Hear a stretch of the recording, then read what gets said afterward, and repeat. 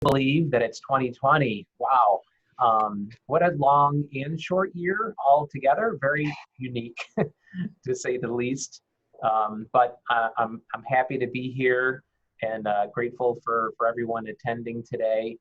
Um, Lauren or Jessica, do you want to go over a little bit of the house rules before we get rolling? Yeah, sure. So, hi everybody. Nice to see you.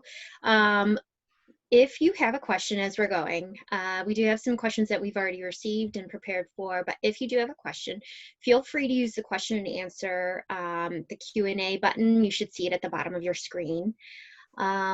Also, just so you know, we are still plugging away at scheduling all of the first quarter appointments. So if you haven't heard from us, you will pretty soon.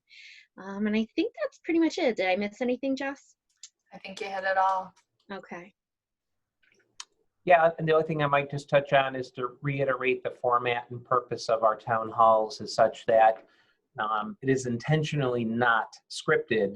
It is meant to have an open forum where clients can ask us anything and everything about whatever happens to be on their mind so that they can get a candid answer from us as to what our feelings and positions are. And so we've just started these about 4 months ago and getting some great input. The intention here is also to keep it really to 30 minutes. So I may speak for 10 or 15 minutes, and then and today we have a special guest, Tim Shanahan, who is joining us from Class 101. I'll introduce him, and then everybody, anyone who has questions in regards to college planning can speak with Tim. And I'll tell you what, even if your kids are older or you don't have kids, it's still worth staying towards the end because as you'll see, Tim has some really great insight. So with that, we're just gonna jump right in and see if we have any questions. Once again, click the Q&A at the bottom of your screen to ask me anything and everything. So please go ahead and start doing that. Jessica, do we have any questions that have come in just yet? Yeah, we have a couple. First being, can you comment on the disparity of returns the stock market has experienced year to date? Yeah, actually, that's a good point.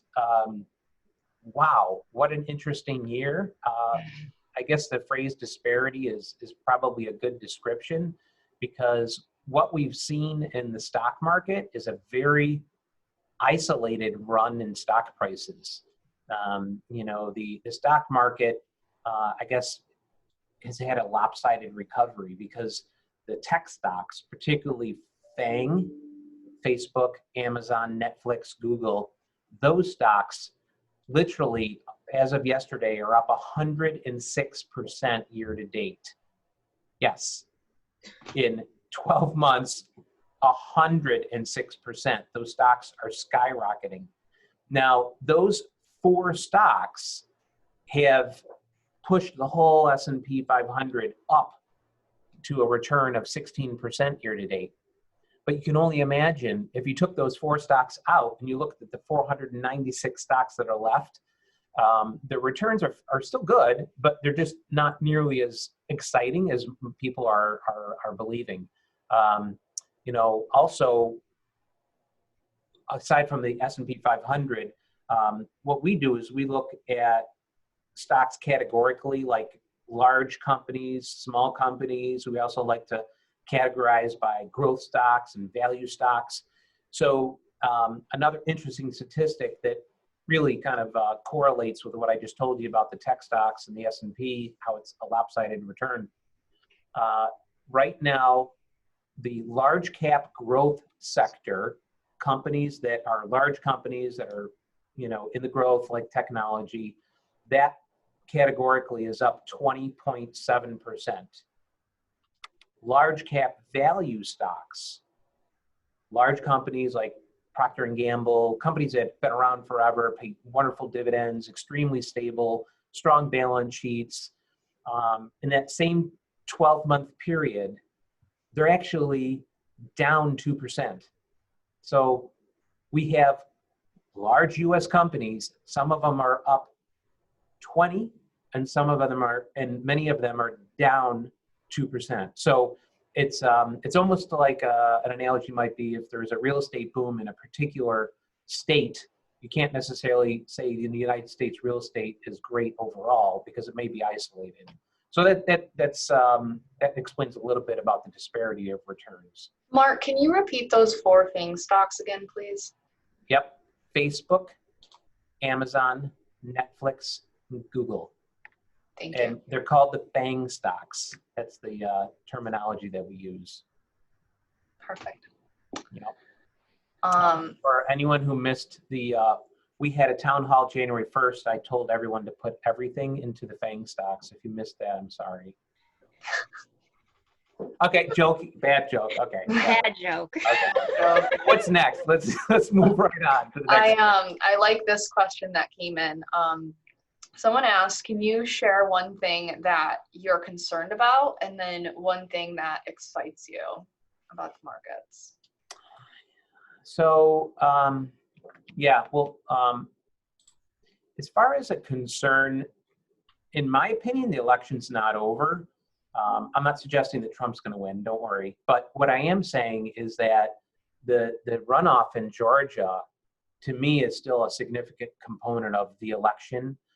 And I'm a little concerned that, essentially if Democrats win, that the markets may not react well to that. This isn't a blue versus red thing. It is simply whether it was, if the Senate is, if the government is controlled all by Democrats or all by Republicans, the markets don't like that. And the reason is because if there's a big control of any one party, then that means change. And as we all know, the stock markets get a little bit anxious and unsettled about uncertainties. So quite frankly, if the Democrats win and get majority of the Senate, I feel as though the market may have a pullback or have some struggles with all of the anticipated change that'll come as a result of that. So, for no other reason than stability, many people are feeling that it would be better if the Republicans win that particular race in the runoff. So that's one concern that does dance around in my head. And then you said something that excites me, or yeah. Another thing that excites you.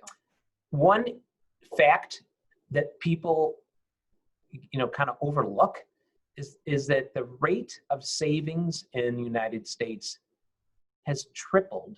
The rate of savings is tripled from 6% to 18%. As a result, there's about $4 trillion of cash on the sidelines waiting to be deployed. So to me, that's a lot of pent-up demand that could certainly be unleashed in a good way if this vaccine works well. And, so that's why the markets are really pretty optimistic. I think that's one of the big influences. And that's quite frankly very exciting. Awesome. I do have another one that came in. So this person states that the economy has mixed signals. On the news, things seem to be terrible, but the stock markets are supposedly supported by a strong economic outlook. Can you explain what this is all about? Yeah, it's true. It's quite eclectic, this whole situation. Very much like the stock market. There are parts of it are doing well and parts of it that are not. And it depends where the media zooms their camera and stops. If they're zooming their camera and they're stopping on the service sector, it's like black and white drama screen. It's bad. It's not good. Restaurants are struggling. Small businesses are struggling. So in some cases, we're seeing and hearing about a lot of challenges that are here and real. But what many are calling this recession is a service sector recession, meaning that it's not the whole economy that went into a recession. I mean, technically, yes, GDP went down 2 quarters in a row. So someone could argue, yes, it was a recession, and it was, but really it was concentrated mostly in the service sector. So travel and leisure got hit so hard. But what's interesting is people have been even leaving their savings, leaving their 4 trillion of savings. What's happened is their discretionary income that used to go into travel and leisure is being redirected to purchasing goods. So Amazon and the mall, and you see all this activity like, geez, looks in some respects, if you zoom the camera to that, all of a sudden things look great. So once again, it's just a very eclectic recovery that we're seeing, very granular in a good way and bad ways, So that kind of explains it a little bit. I hope that answered your question. Great. Let's see, just as a reminder, everyone, the question and answer is at the bottom of your screen. If you do have any questions to ask Mark, now is a great time to do so. Right now, I think we've answered everyone's questions so far. Okay. The only other thing that I'll mention that I do hear a lot about is how should we be positioning the portfolios for all of this? And so I would say proudly that that's why we partner with the great money managers that we do.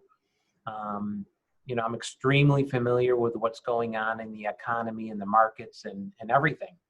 But I always am also proud to delegate the day-to-day responsibilities of transactions to the professional money managers that we use. They have an entire team of people that are continuously monitoring the portfolio and making adjustments. So really the best thing you can do is stay the course. We put together a long-term plan for a good reason, and we should stick to that plan. But if there's anything in your life that's changed, like loss of job, or you're going to move, or there's any notable milestones in your life, definitely let us know, because that might be the catalyst for us to adjust your plan, not the external factors. So keep that in mind. But if we don't have any of those major changes in your life, then I would stay the course. Great. All right. Perfect timing. It's 12:15. And so now I want to introduce our special guest, Tim. Pretty excited about this because I have some personal experience with it. Right, so I'm a certified financial planner. I know a lot about college planning and whatnot, but I also know enough to know what I don't know, right? And so a lot of times you'll hear me talking about partnering with money managers or attorneys or elder care specialists. In this case, I partnered with Tim, who's a college planning expert. I just know there's so much to know in that categorically that I couldn't be better served by anyone than Tim. My son, Christopher, is 14. He's a sophomore at Honeyway Falls. Great kid, but it's kind of scary to think, geez, in 36 months, he's going to be out there by himself in a college somewhere. And in order to bridge him from where he is now to getting to where he wanted to go, we contracted Tim Shanahan from Class of 101. So I'm going to turn it over to you, Tim, and maybe you can take 5 minutes or so to explain a little bit about what you do. And as Tim is explaining this, please click Q&A and ask any questions that you may have, whether it's for you, your child, your grandchild, or your neighbor's kid. I assure you there's going to be some valuable information. Tim? Mark, thank you. I appreciate you having me on today. Thank you very much. I'm going to answer one question quickly because I get it often when I work from my home office. Behind me is my Marine Corps officer sword from the time I was in the Marine Corps. So is oftentimes, that okay? Yes, I often get that question. Agent also? I was a special agent. I was in federal law enforcement. I did white collar criminal investigations for many years. Retired from that, and now I'm very happy working with high school students, helping them. And basically, Mark, as you know, what I tell people is I help find the right college for the student at the right price for the family. And I think that goes together. And I always tell people, there's so much to going into searching for a college for the right fit. You know, a college has to fit a student, obviously academically, has to have their major, has to fit them emotionally. Even if you get a great scholarship package and the student's not happy at that college, it's not culturally right for them, they're not going to do well. So it's got to fit them emotionally, and then obviously financially. I tell students all the time and families that, you know, and obviously, you know, I'm sure that you know, and many people know, but not everyone, that you know, sometimes I run into families who want to spend probably more money than they should on the colleges for their children. So obviously it has to fit all those things. And the way we do that by helping families fit it, you know, financially, academically, emotionally, is our plan is basically we work one-on-one with students, and it's basically around 1-hour meetings where we'll talk with students. We help them find the right colleges. We show them how to research those colleges to make sure it's a proper fit. But talking about major and cost, we look for colleges that tend to give more money to students. And in addition to that, we help them with ACT, SAT prep, which even though right now for this year in the pandemic, many colleges have gone test optional, that's not going to stay. And that's a major factor in getting students into colleges and also getting them scholarship money as well. We'll talk with them about their academics things, work with them on their applications, their essays, how they present themselves. A lot of students don't understand how to present themselves correctly in an application. That's a big, important part of getting accepted into your colleges. And then even past that, where we work with families on financial aid. We help them with the financial aid forms and the CSS profile, which is another financial aid form, if they need it, or we certainly advise them on it. And as you know, Mark, I'm not a financial planner. I don't tell people what to do with their money, but I do tell them what hurts them on their financial aid forms when looking for college. And that can even be something a lot of people don't know, like sometimes grandparents want to help for colleges, and that can be helpful, but if it's not done correctly, financial aid in subsequent years after the freshman year can really be affected if grandparents just give money to the students. So there's a lot of different factors to consider that people don't understand when it comes to financing colleges, and we certainly help them with that. And then another big thing is we help look for merit scholarships and outside scholarships to also lower college costs. So it's really a combined finding the right college, the right fit, and helping with that academic portion, or excuse me, that financial portion as well. So that's kind of, I guess, a very briefly what we do here at Class 101 with our clients.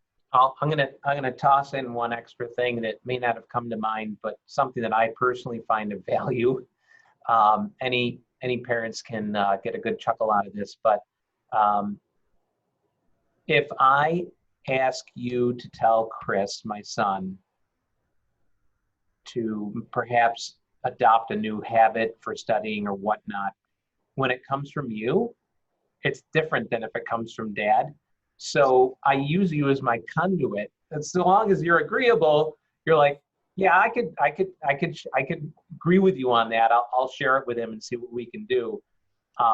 So that's a benefit in itself, because as much as I have a great relationship with Chris, I'm still dad. So if I'm bugging him on, getting something done in a particular way or whatever, this is more meaningful coming from you. Oh, absolutely. I do tell many parents that is one of the strengths is I'm not mom or dad, right? So anyone who's had kids, and I've had 3 sons who've all gone and graduated from college now, that's the way teenagers are, especially, right? Mom and dad can tell them something, but they might not listen. But if someone else does tell them maybe the same exact thing, they tend to listen. And I do find that that's very helpful, certainly in dealing with the students and the families. We work with a lot of corporate executives and engineers, and I found that they often like metrics and details. Is there a metric that you can reference, whether it be exact or not, isn't as important as just a metric that kind of gives us a feel for, wow, that service was really valuable because maybe you lowered the percentage of transfers or something, I don't know. Yeah, certainly. Obviously, there's several metrics, and you mentioned one right off the bat is transfers. If you look at the national statistics on the percent of freshmen who return for sophomore year at the same college, it's roughly 71%. So 29% of students are not returning to the same college they start at. Now that's for various reasons. Could be academic, it could be financial. Oftentimes they just chose the wrong college. People choose colleges for the wrong reasons, right? Mm-hmm. Their friends go there. They heard it's a good party school. The food's really good. The dorms are nice. All those typical things. And those aren't unimportant, but they're just one small piece of a lot of other things. So, and actually for Class 101, our transfer rate is under 3%. So, and that's over the last 23 years with thousands of students. So I think by putting that time in up front and really we build this college list and we spend a lot of time on it so that students choose the college that's best for them. And I think that's a huge factor because obviously transferring does cost money. You lose credits. Oftentimes you don't graduate on time. So that's certainly a big factor that we see. And then another factor we see is just, as a company, obviously I'm here in Rochester, but we have a nationwide presence.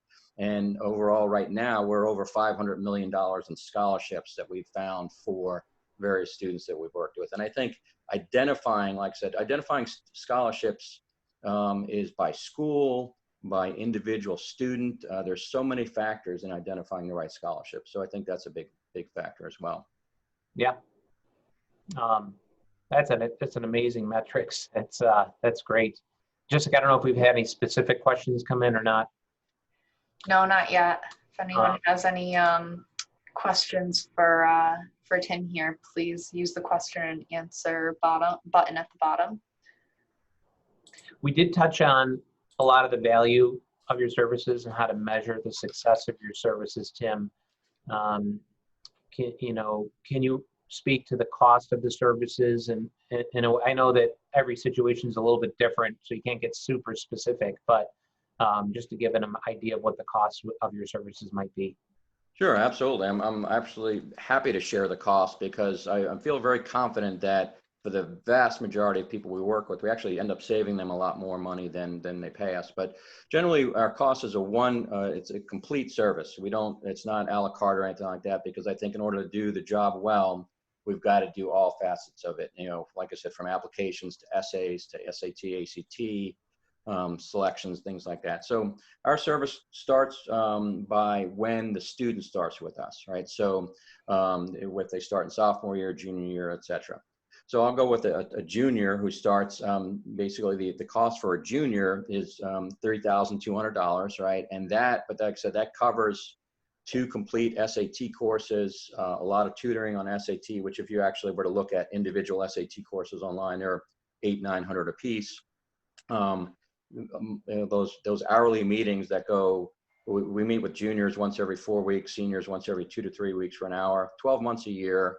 And then our services go all the way through actually the end of first semester freshman year in college.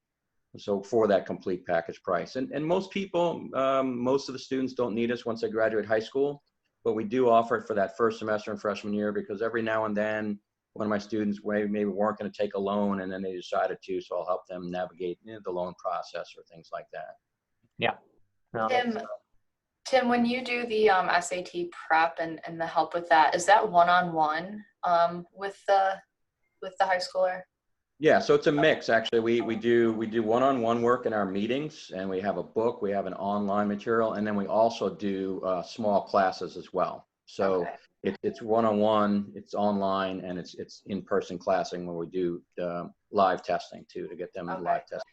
That's awesome. I'm just having flashbacks to my SAT class when I was in high school, and it was, there was a group of us, and I'm sure the one-on-one is really helpful.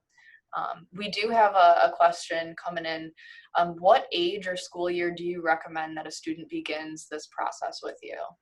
And that's an excellent question, one that I get often. If I had to pick the ideal age, generally we like sophomores. I do have some freshmen. If the freshmen are a little bit more mature and there's something they're very invested in, because the price difference is very minimal between a freshman, let's say, and a sophomore.